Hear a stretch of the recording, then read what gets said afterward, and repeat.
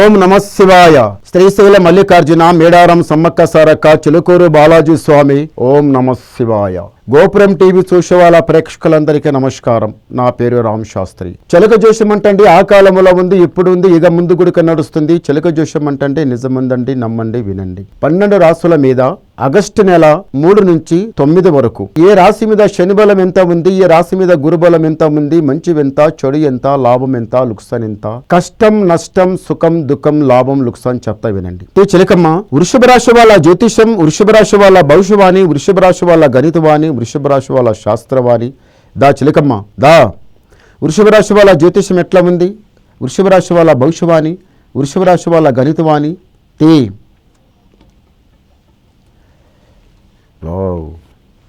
వృషభ రాశి వాళ్ళకి ఉజ్జయిని మహాకాళి.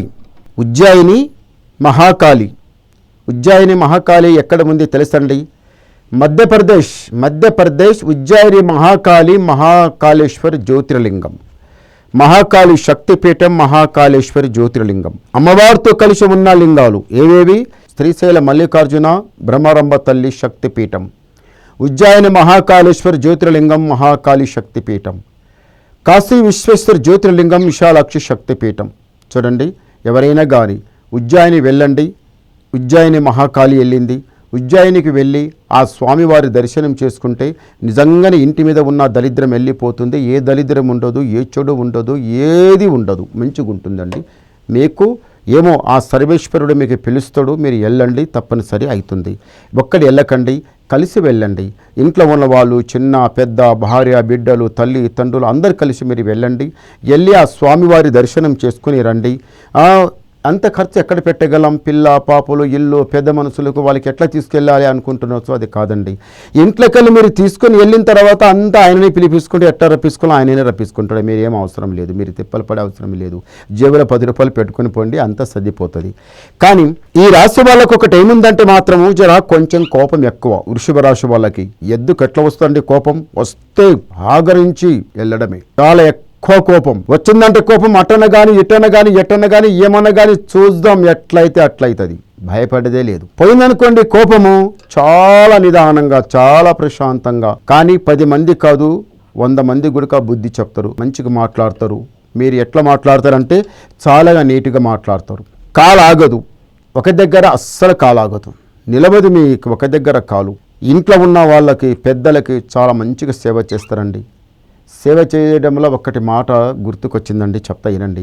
ఎవరైతే ఇంటి లోపల పెద్దవాళ్ళు ఉంటారో అంటే అవతాతలు, అవ్వ తాత జేజమ్మ వాళ్ళు ఉంటారు కదా, వాళ్ళకి చాలా మంచిగా సేవ చేస్తారండి. మీరు ఎలా సేవ చేస్తారంటే చాలా పవిత్రంగా వాళ్ళకి స్నానం చేపించి, వాళ్ళకి మంచి వస్తువులు ధరించి, వాళ్ళకి కడుపు నిండా మంచిగా అన్నం పెట్టి, ఆ తర్వాత నగుమూరుసుకుంటూ మాట్లాడి, వాళ్ళకి మంచిగా ప్రేమతోనే మాట్లాడితే వాళ్ళు వా ఎంత తెలివిగలవాడవయ్యా, మాకెంత ప్రేమగా చూసుకుంటున్నావమ్మా, చాలా మంచిగుండు తల్లి, నీ చల్లగా ఉండమని వాళ్ళు ఒకటి ఏమిస్తారు? ధనము దిరిబము ఆస్తి అంతస్తు నీ చేతిలో పెట్టరు. వాళ్ళు ఏమిస్తారు? ఒకటి ఆశీర్వాదం ఇస్తారు. చల్లగా ఉండు నాయన, నా ఆయుష్ నీకు రాని, చల్లగా ఉండు, నీకు వచ్చిన కష్టాలు దూరం కానీ, నువ్వు చల్లగా ఉండు, మంచిగుండు నాయన అంటారు. చూశారా?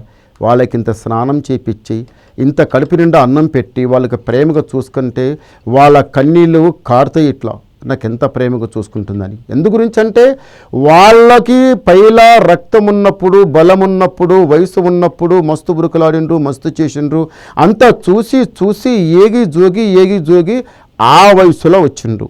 ఆ వయసులో వచ్చిన తర్వాత మీకు తెలిసింది గోరింత, వాళ్ళకి తెలిసింది కొండింత, వాళ్ళకంతా తెలుసు. కానీ ఏమంటే పైల ఉన్న రక్తం అంతా దిగిపోయింది. ఇక ఏమిటిది నీరసం, లాస్ట్కి హరిరామ హరిచంద్ర శివయ్య మీదే ధనమని ఎప్పుడు వెళ్ళిపోతామో అని వాళ్ళకి అదే ఆలోచన ఉంటుంది. అలాంటి వాళ్ళకి సేవ చేయడం చాలా గొప్ప విషయం, చాలా మంచిది. ఈ వృషభ రాశి వాళ్ళకి మళ్ళొకటి ఏముందంటే ఏదన్నా చెయ్యాలి, ఏదన్నా మనసులో ఆలోచన పడిందంటే చెయ్యాలనుకొని కానీ బయటికి వెళ్ళాలనుకుంటే అది సాగించుకొని వస్తారు. సాగించే ముందు ఒక్కటి మాట చెప్తా వినండి. ఇంటి లోపల భగవంతునికి నమ్మి, మీ కులదేవునికి నమ్మి పొద్దుగాల లేచి సలినీళ్ళతో స్నానం చేసి మీ ఇంట్లో ఉన్న దేవస్థానం, ఎవరైతే మీ ఇంట్లో కులదేవుడు ఉన్నాడో వాళ్ళకి ఇంత దీపాహారం పెట్టి నమస్కారం చేసి నొష్టకు కుంకుమ పెట్టుకొని స్వామిని దయమని నమస్కారం చేసి మీరు వెళ్ళండి, అది తప్పనిసరి సాగించుకొని వస్తారు. చూడండి, మీ ఇంటి లోపల పూజ చేయాలంటే ఒక్క 5 ఫోటోల కన్నా ఎక్కువ పెట్టవద్దండి. 5 ఫోటోలు పెట్టాలి. శ్రీమన్నారాయణ ఫోటో కంపల్సరీ, ఆంజనేయుల స్వామి ఫోటో కంపల్సరీ, మీ ఇంట్లో ఉన్న పెద్ద అంటే మీ ఇంట్లో ఉన్న పెద్దల వాళ్ళ ఫోటో లేకపోతే మీ కులదేవుని ఫోటో కంపల్సరీగా ఎటుపై 5 ఫోటోల కన్నా ఎక్కువ పెట్టవద్దు, అది మంచిది కాదు. మీ ఇంటికి ఏముందంటే చూడండి, కొన్ని రోజుల నుంచి ఇల్లు చాలా దెబ్బతింటుంది, నష్టపోతుండ్రు, కష్టపడుతుండ్రు, కొంచెం బాధపడుతుండ్రు. మనకంతా మంచి జరిగేది ఉందా లేదా, మాకు చేయి పెట్టింది మాకు కలిసి వస్తుందా రాదా, అన్నిట్లో మేము పైకి వస్తామా కిందికి పోతామా, మంచి జరుగుతుందా చెడు జరుగుతుందా అనుకుంటున్నారండి. మంచి జరిగే అవకాశం ఉంది, తొందరపడకండి, నిదానం చేయండి. దారిద్ర్య ఘడియ మస్తు సతా ఇచ్చింది, బాధపడ్డారు, నష్టపోయారు, కష్టపడ్డారు, ఇంతవరకు వచ్చిండ్రు. మళ్ళీ ముందర మాకు మంచి జరుగుతుందా చెడు జరుగుతుందా అనుకుంటున్నారు. కానీ మీ ఇంటి మీద గాలి కాడి దరిద్రం అనేది చాలా చెడ్డగా వచ్చి కూస్తున్నది. దాని వలన అంత బరకత లేదు, లాభం లేదు, చేయి పెట్టిన పని కలిసి రావటం లేదు. కొన్ని రోజుల నుంచి కొంత మనసు కూడా శాంతం ఉండటం లేదు. మీరు అనుకుంటున్నచ్చు మస్తు కష్టపడుతున్నాం కదా, ఏది కష్టపడ్డా కూడా లాభం లేదు, ఎంత చేసినా కానీ ఇంట్లో ఏమీ ఆగడం లేదు. ఎక్కడో పడ్డవాళ్ళు ఎక్కడో ఉన్నవాళ్ళు వాళ్ళు ఒక్కొక్క మెట్టు దాటి ఎక్కడో వెళ్ళిపోతున్నారు. మనం ఎంత ఉన్నాం అంతే ఉన్నాం, మరి మేము పైకి వస్తామా లేమా, మాకు అనుకుని జరుగుతుందా లేదా పరమాత్మ అని మీరు అనుకుంటున్నారు కదండి.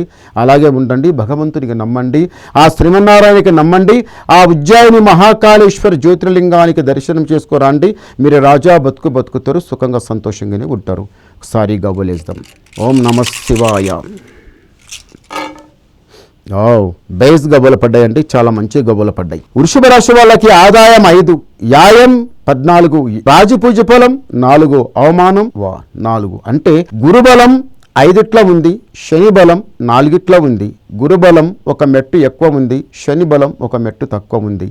అంటే వృషభ రాశి వాళ్ళకి ఈసారి ఒకటే మెట్టు మీరు పైకిలో ఉన్నారు, 1 మెట్టు శని తక్కువ ఉంది. మీరు ఏ ప్రయత్నం చేసినా ఏ పని చేసినా మీకు మంచి జరిగే అవకాశం ఉంది. తొందరపడకండి, నిదానం చేయండి. ఇంకా మీరు ఏమన్నా వినాలనుకుంటే, ఏమన్నా అడగాలనుకుంటే, మీకు డౌట్ ఏమన్నా ఉంటే, ఏది ఉన్నా ఫోన్ నెంబర్ ఉందండి, మీరు ఫోన్ చేయండి. మీ డౌట్ క్లియర్ చేసేస్తా, ఉన్నది మొత్తం చెప్పేస్తా. ఏదైనా కానీ ఏ విషయంలో అయినా కానీ ఒక్క మనిషి అన్నప్పుడు 190 ఎన్నో ఉంటాయి. ఏది అడగాలనుకున్నా ఫోన్ ద్వారా మాట్లాడండి, మీ డౌట్ క్లియర్ చేసేస్తా, ఉన్నది మొత్తం చెప్పేస్తా. నమస్కారం.